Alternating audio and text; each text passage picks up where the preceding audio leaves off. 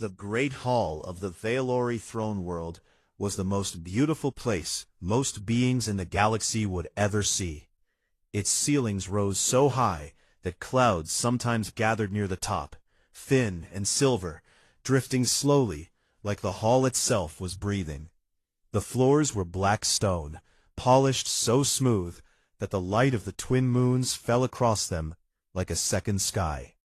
Banners of deep violet and white gold hung from iron beams as thick as ancient trees, and every seat in the tiered rows along the walls was filled.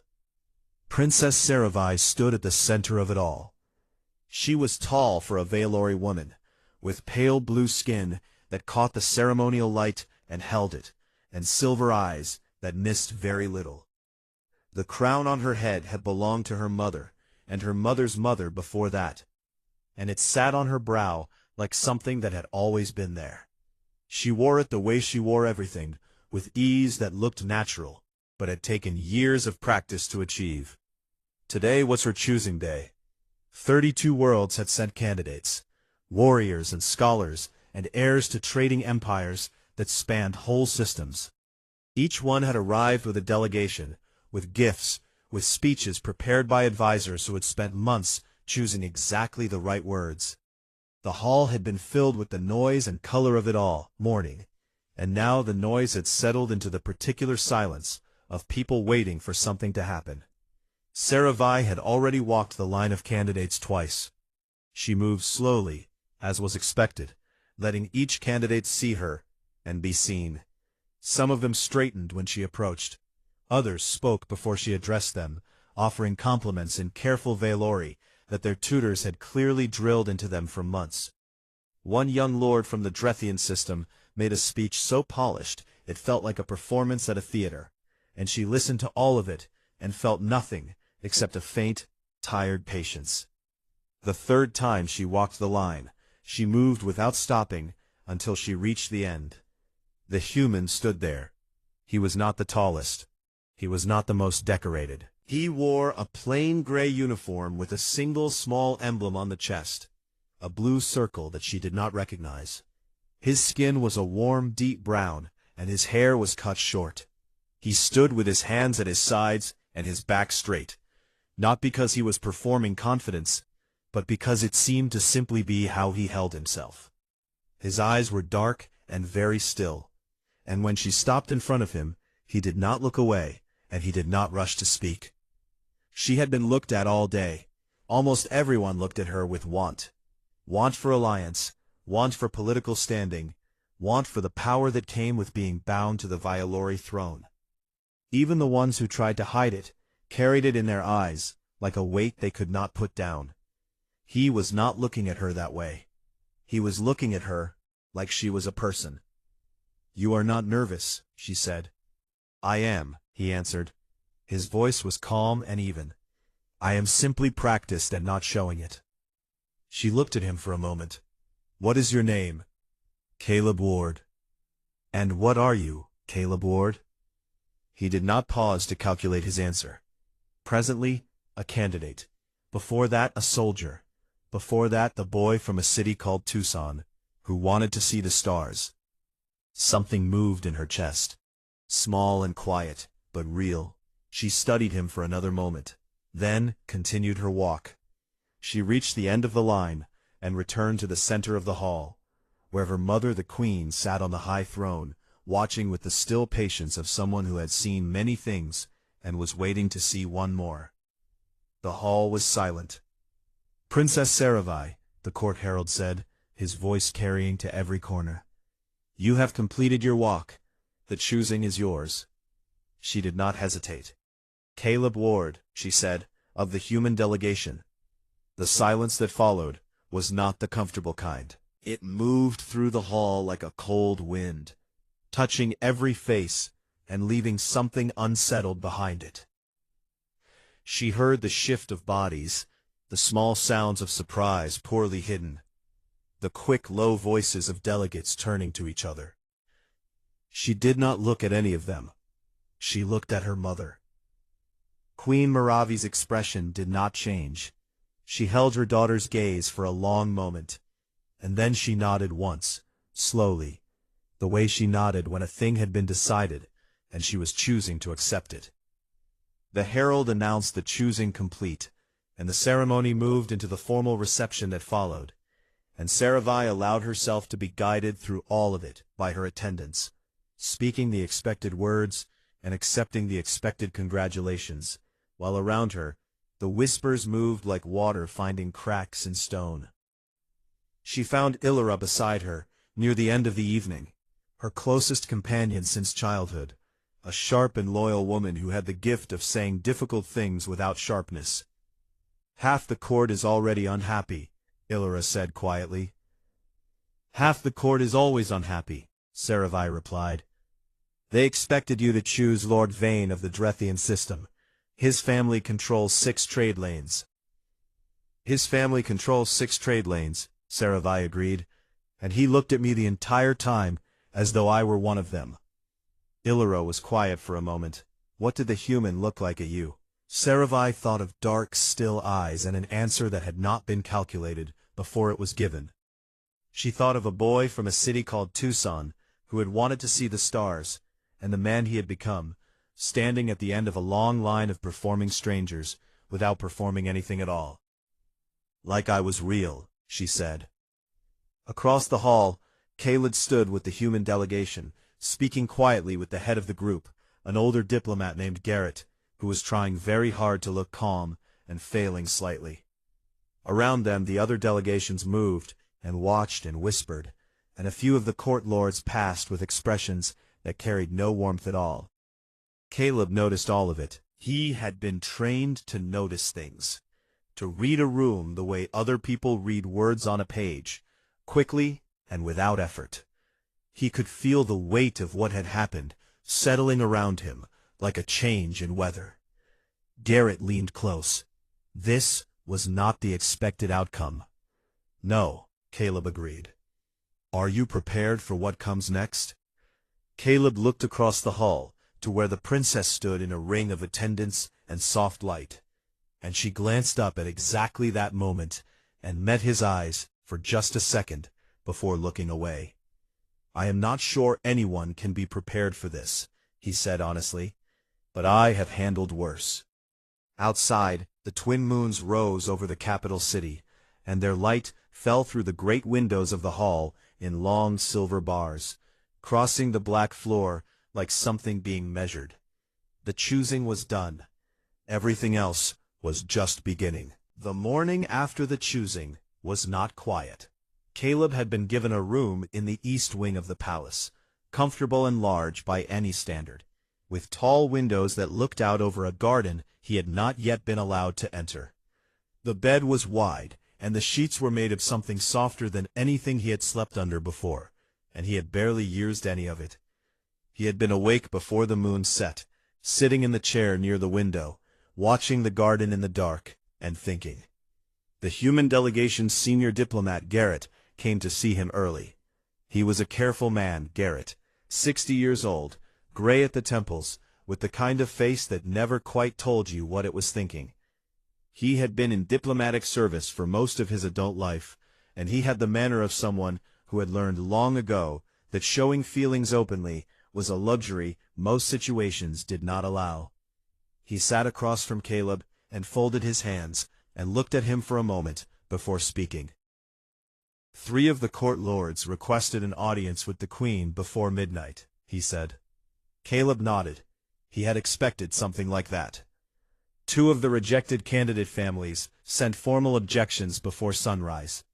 Garrett paused. The Drethian delegation has already begun packing. How is the Queen responding? We do not know yet. She has not made any public statement. Garrett studied him. Are you all right? Yes. This puts you in a difficult position. You were not supposed to be the one chosen. I know. The original intent was for you to be a stable presence in case the situation became complicated. A man with your background, in a room full of political tension, is useful for managing problems. Garrett's voice was careful. No one expected the princess to choose you.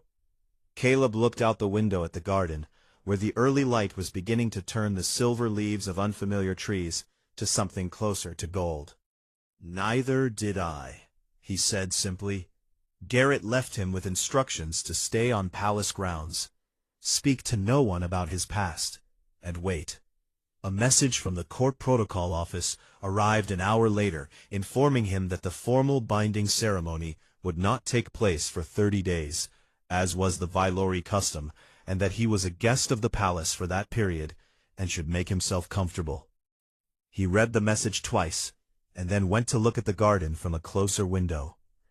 That afternoon, 2 palace guards arrived at his door and told him, with the stiffness of people following an order they had not expected to give, that the princess wished to walk with him in the gardens before the evening meal. He was to come with them now, if he was willing. He was willing. They brought him through a side corridor and out through a low archway into the garden, and it was more extraordinary up close than it had looked from the window. The trees had bark the color of charcoal and leaves that shifted between silver and pale green, depending on the angle of the light. The paths were narrow and made of the same black stone as the palace floors, and the air smelled like something between rain and something floral that he had no name for. HFYSci-Fi was already there, standing near the largest of the charcoal trees, looking up at it with an expression that was calmer than anything she had worn during the ceremony. She was not wearing her crown. Without it, she looked younger and more herself, though he could not have explained how he knew the difference so quickly. "Thank you for coming," she said. "Thank you for the invitation," he replied. They began to walk, and it started simply. She asked him about Tucson, and he told her about it in plain terms: the desert heat, the wide flat streets, the particular way the sky looked at sunset, when the light turned everything orange, and the mountains in the distance went purple. She listened with genuine attention, asking questions that showed she was actually following, not just being polite. He asked her what the trees were called. She told him in Vailori, and then in translated common speech, and then she told him why they grew in the palace garden specifically. Something about their root systems stabilizing the stone foundations, something that had been discovered centuries ago when a building had shifted and a gardener had noticed that every tree near it was perfectly upright. It was a small piece of knowledge, not important to anyone outside this garden, and she offered it with the ease of someone who had spent years collecting small things that mattered only to her. He thought it was one of the most interesting things anyone had told him all day. They walked for a long time. The twin moons began to appear, first one and then the other, and the garden changed color the way the ceremony hall had changed color the night before, one side silver and one side gold. Neither of them mentioned the court. Neither of them mentioned the objections, or the stiffness of the guards, or the weight of everything that had happened. When they finally stopped and stood together near the garden wall, she looked at him with her silver eyes and said, "You are not what I expected a human to be." "What did you expect?" The delegation materials said humans were loud and emotional and very certain of themselves. He almost smiled. "Some of us are. You are not loud, no, but you are certain of yourself." "In some things," he said. "Not all things." She seemed to consider that. "What are you uncertain about?" He looked at her honestly. "This," he said. "All of this. I am very uncertain about this." Something in her expression softened in a way she probably did not notice. "So am I," she said. They walked back to the palace in comfortable quiet, and when the guards took him back to his room through the side corridor, he stood at the window for a long time, looking at the garden in the full moonlight. Back in her chambers, Illyra was waiting with warm tea and too many questions. "How was it?" Illyra asked. HFYSci-Fi sat down slowly.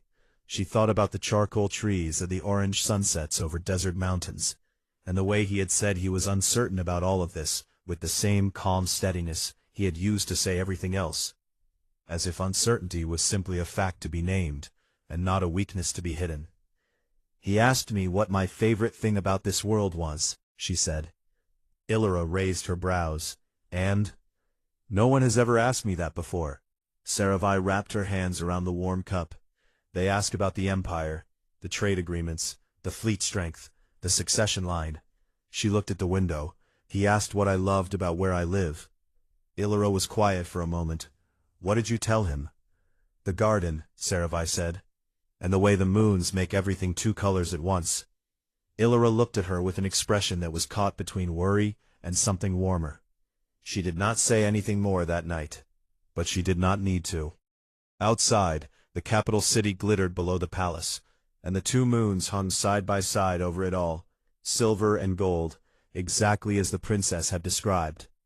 And in the east wing, in a room with a view of the garden, Caleb Ward sat awake for a long time, not thinking about missions or politics or the delegation's expectations.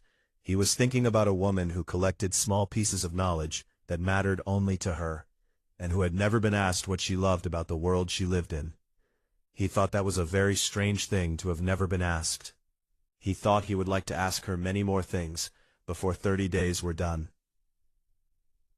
The investigation began on the third day. Caleb did not know about it at first. He spent his mornings in the palace library, which was 3 floors tall and smelled like old paper and stone, and his afternoons either in the garden when HFYSci-Fi was free, or walking the parts of the palace grounds he was permitted to visit. He had begun learning Vailori with the help of a language guide he had found on the library's lower shelves, practicing the sounds quietly to himself, and asking the palace staff simple questions, just to hear the correct responses. The staff were cautious with him at first, polite, but careful, the way people are careful with something they have not yet decided is safe. By the end of the first week, a few of them had warmed slightly. A young gardener named Wren, who worked the east section of the grounds, had started greeting him by name and offering the Vailori word for whatever plant he happened to be standing near. Caleb learned 11 plant names in 4 days.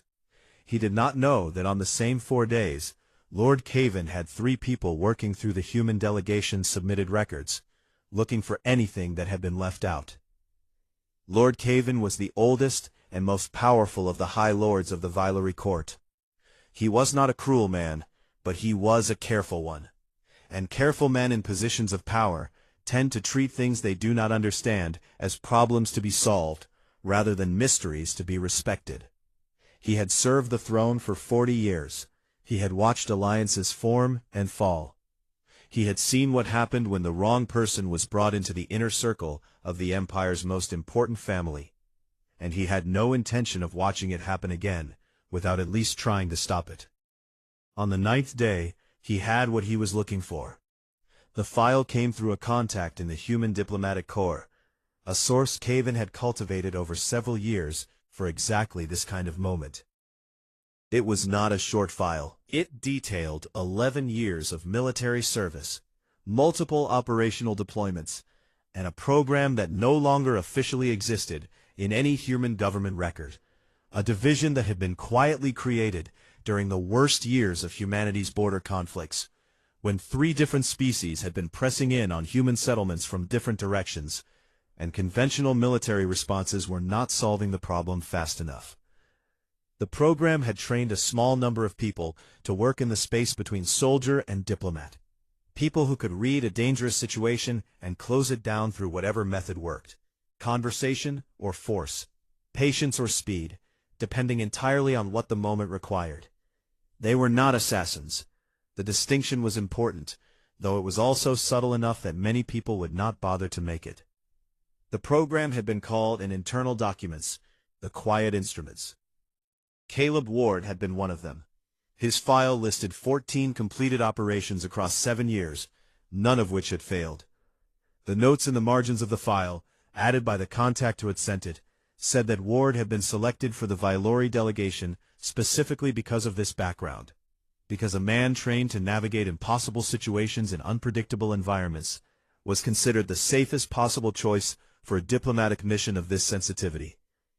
Lord Caven brought the file to the Queen on the morning of the 10th day.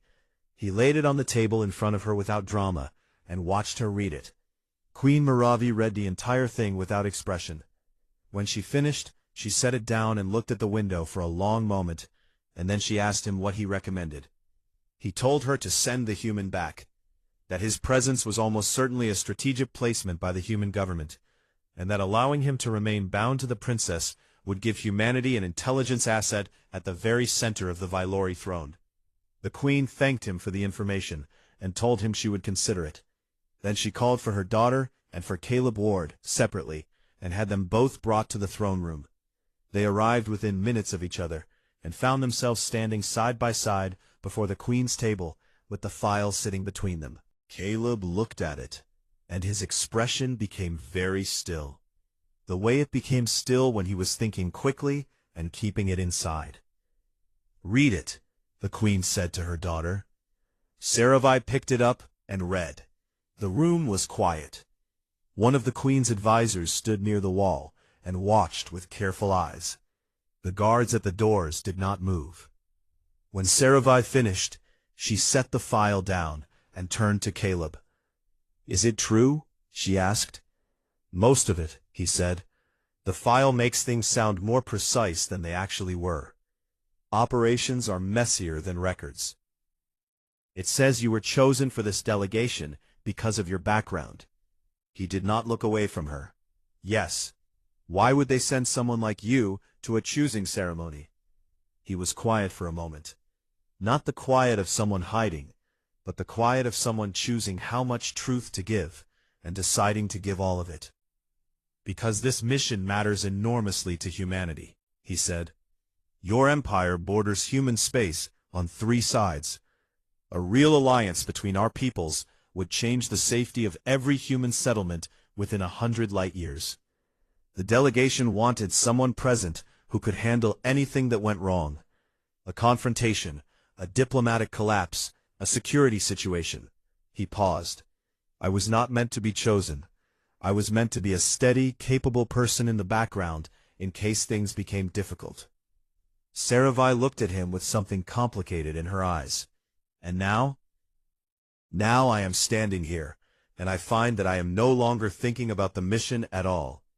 His voice did not waver. "I did not expect you. I was not prepared for the kind of person you are, and I do not wish to be here for political reasons."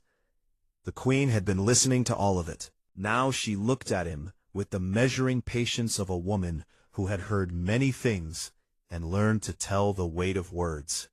"You have trained your whole life to be unreadable," she said. "Yes," he agreed. "And yet you are standing in my throne room telling me the truth without being asked for it." "I was asked," he said, "by her." The queen looked at her daughter. Saravai was still watching Caleb with that complicated expression, and in it the queen could see something that had not been there before the choosing, something that looked very much like the beginning of trust. She did not dismiss him. She did not send him back. She closed the file and told them both they were free to go. And when the room was empty, she sat alone for a long time, the file on the table in front of her, thinking about the difference between a weapon and the person that weapon had decided to become. Outside the throne room, in the corridor, Saravai walked beside Caleb in silence for a moment. Then she said, "You should have told me." "Yes," he said, "I should have." "Why did you not?" He thought about it honestly. "Because I was still deciding whether it mattered, and then it mattered too much to say easily." She was quiet for the rest of the corridor. At the point where their paths divided, she stopped and looked at him one more time. "It matters," she said, "but it is not everything." She walked away before he could answer. He stood in the corridor for a moment, alone, and felt something in his chest that his training had never quite managed to name or remove. The days after the throne room did not break things between them. That surprised people. Illyra had expected Saravai to pull back, to put careful distance between herself and the human while she worked through what she had learned. Lord Cavan had expected the Queen's silence on the matter to signal an eventual removal. Garrett, watching from the East Wing, with the anxiety of a man whose entire diplomatic career was somehow balanced on the choices of one person he had never expected to matter this much, had expected Caleb to become closed and strategic again, to retreat into the version of himself that treated every situation as a problem to be managed. None of that happened. What happened instead was quieter, and in some ways, harder to argue with. Caleb continued learning Valori. He was genuinely good at languages. The kind of good that came not just from training, but from real interest, from caring what words meant and how they sat in the mouths of the people who used them.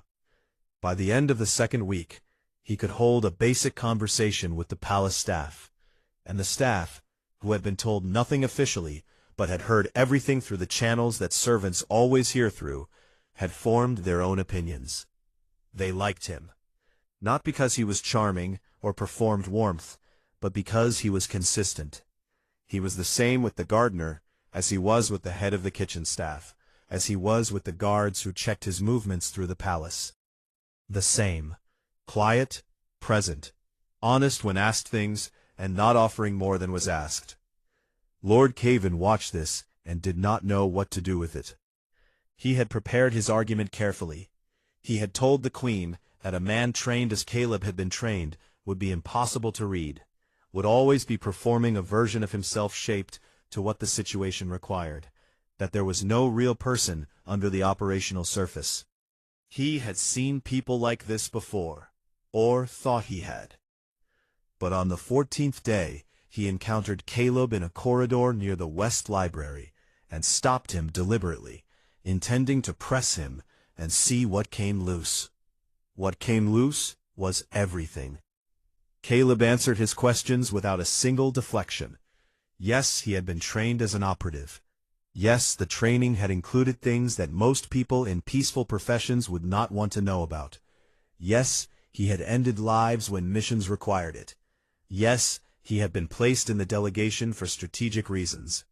He said all of it, in the same steady voice he used to talk about desert sunsets and plant names, without shame and without pride, the way someone speaks about a road they walked that was difficult and real, and is now behind them. Lord Cavan had come to that corridor expecting evasion. He had expected the smooth performance of a man who had been trained to seem trustworthy. What he got instead was someone who appeared to have simply decided that honesty required less energy than deception, and was therefore preferable. He walked away from the conversation, not knowing what to do with Caleb Ward. That evening he sat in his study for a long time. The file was in front of him. He had read it many times. He knew the operational record by memory now, the 14 completed missions, the years of service, the program that no longer officially existed. He knew what this man had been built to be. What he did not know was what this man had chosen to become. There was a difference. He was old enough to understand that there was a difference. A sword is a sword, but a man who was once a sword and had put the sword down was something else, something harder to categorize, and in some ways something more trustworthy than a man who had never picked one up at all. He did not go back to the Queen with new arguments.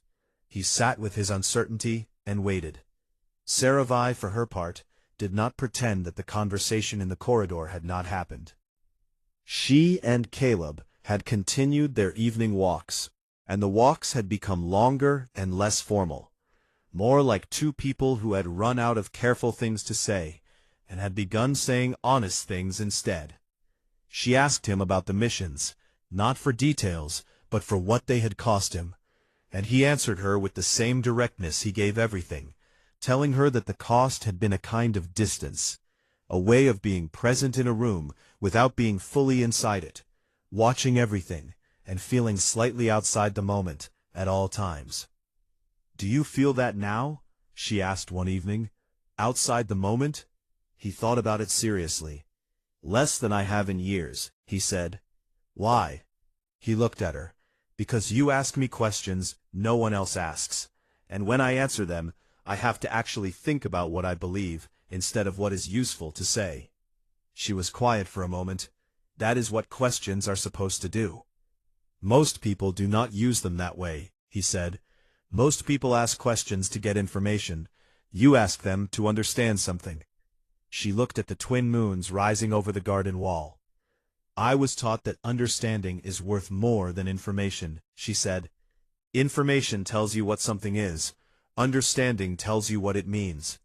He was quiet for a moment, and then he said very simply, That is the most useful thing anyone has said to me in a very long time. It was the 15th day. By the 20th day, the court had shifted, not dramatically, not obviously, but the quality of the silence when Caleb walked through the main corridors had changed. It was no longer the silence of people waiting for something to go wrong. It was closer to the silence of people who had expected something and were slowly, reluctantly, revising their expectations. On the 22nd day, Illyra told Saravai something she had been holding for days. "He asked about you," Illyra said. "Not me," he asked the head gardener. "About what you were like as a child, when you used to come to the garden in the mornings before anyone else was awake." Saravai looked at her. "What did the gardener tell him?" "That you used to sit under the big charcoal tree and talk to the plants." Illyra smiled slightly. "That you were convinced they could hear you." Saravai felt something warm and a little embarrassed move through her. That was a long time ago. "He listened to every word of it," Illyra said, "and when the gardener finished, he said he believed the plants probably could hear her." The warmth stayed. On the 25th day, Queen Merivai summoned Caleb alone. She did not have the file on the table this time. She sat in a smaller room, a private room that was not the throne room, with tea that she had poured herself and an empty chair across from her. He sat in it. She looked at him for a long moment. "Tell me what you want," she said. He did not hesitate. "To stay," he said, "not because of the alliance, not because of the mission, because your daughter is the most honest person I have met in my entire life, and I would like to spend a great deal more time understanding what that means." The queen was quiet. Then she poured him tea. It was the closest thing to approval he was going to get, and he understood that perfectly. He drank the tea. It tasted like something between honey and rain, and he thought it was very good. 5 days remained before the ceremony. He spent them in the garden, and the library, and the long corridors of a palace that was beginning to feel less like a foreign place, and more like somewhere he might learn, over time, to call home. The morning of the 30th day came in quietly. There was no storm, no drama from the sky. Just the pale, early light of a sun different from the one Caleb had grown up under, warming the black stone of the palace walls in shades of amber that had taken him weeks to get used to, and that he now found genuinely beautiful. He stood at his window for a long time watching it, the way he had stood at this window on so many mornings since he arrived. But the feeling today was different from those other mornings. Today felt like something closing and something opening at the same time. Illyra came to help Saravai dress in the early hours, and they worked together in the particular silence of two people who have been close for long enough that they do not need to fill quiet with words. Saravai wore the formal ceremonial colors of the Velorai, deep violet and white, and the crown was placed on her head again for the second time in 30 days. She looked at herself in the tall mirror and thought about the girl who had walked the line of candidates and felt nothing until the very end. And she thought about everything that had happened in the space between that moment and this one. "Are you afraid?" Illyra asked. "No," Saravai said, and she meant it. The ceremony hall was set differently this time. Saravai had made that request on the 28th day, and her mother had granted it after a short silence that meant she was choosing not to argue about it. There were no tiered seats packed with delegates from 32 worlds. There were perhaps 60 people in the room, the inner court, the queen, the human delegation, and several of the palace staff, who had been specifically and quietly invited because they had been part of the 30 days in their own small ways. The head gardener stood near the back, with the careful posture of a man who was not used to being at formal events, and was trying very hard to do it right. Caleb arrived before Saravai.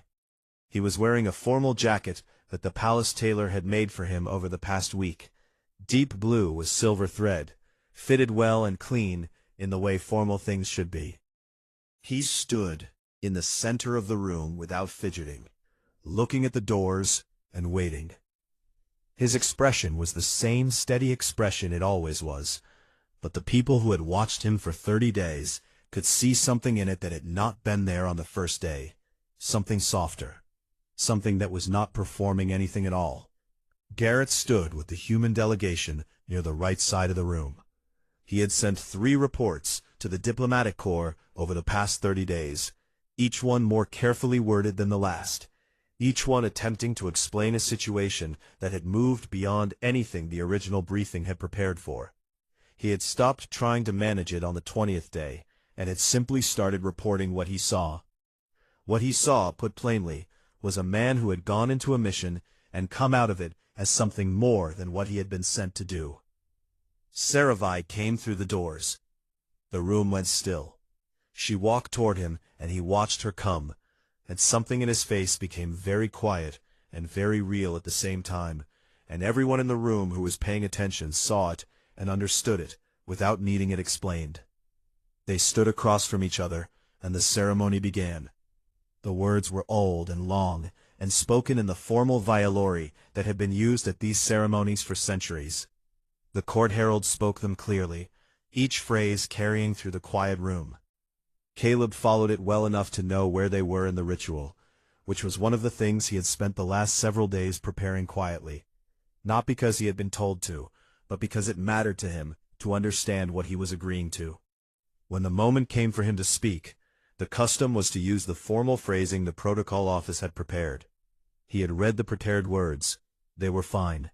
They said the right things in the right order. He did not use them. He spoke in the plain way that he spoke everything, simply and without decoration. He said that he had arrived on this world as something built for a specific purpose, shaped by years and training and difficult work, into a person who could walk into any situation and find a way through it. He said he did not apologize for that. Every part of his history had cost something real, and he had paid those costs willingly, and they had made him capable of standing in this room without fear, which was not a small thing.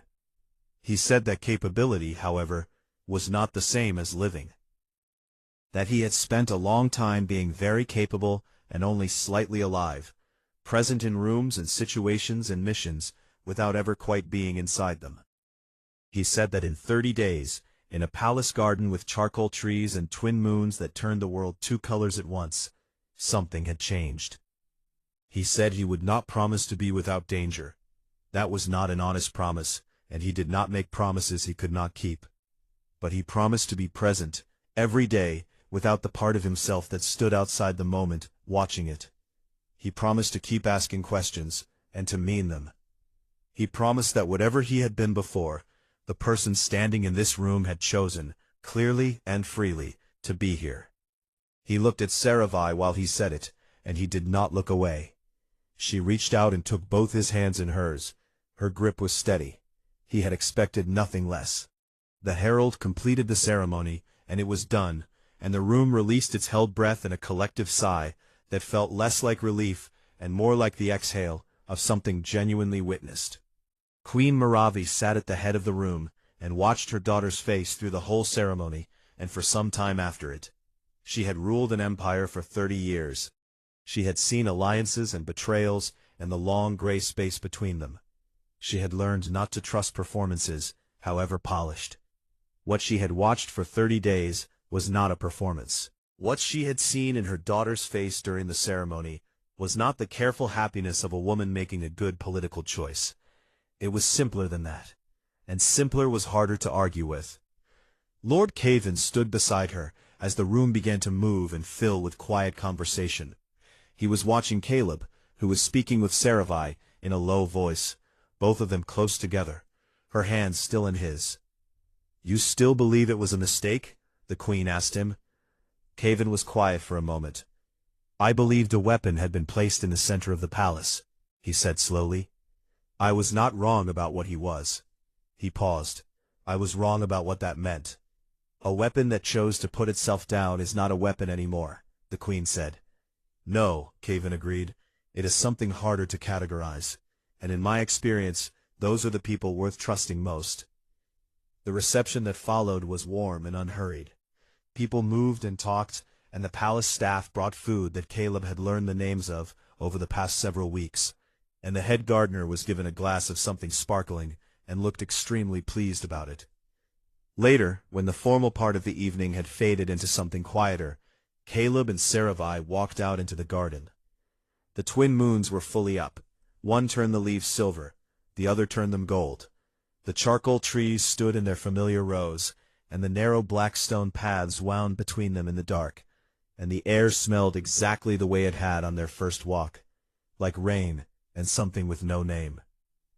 They walked in silence for a while, not the silence of people who have nothing to say, but the silence of people who are comfortable inside the same moment. "How does it feel?" she asked him. "Which part?" "All of it." He thought about it. He thought about Tucson and the stars he had wanted to see as a child, and all the years and all the missions, and all the rooms he had stood in without quite being inside them. He thought about a file full of operational records, and a throne room, and a queen who had poured him tea. He thought about charcoal trees, and plant names, and a question no one had ever asked before, about what she loved about the world she lived in. "It feels," he said slowly, "like I have been moving toward something for a very long time, without knowing what it was." She looked at him. "And now you know?" "Now I am standing in it," he said. "That is enough." She leaned against him. He stood steady, the way he stood everything.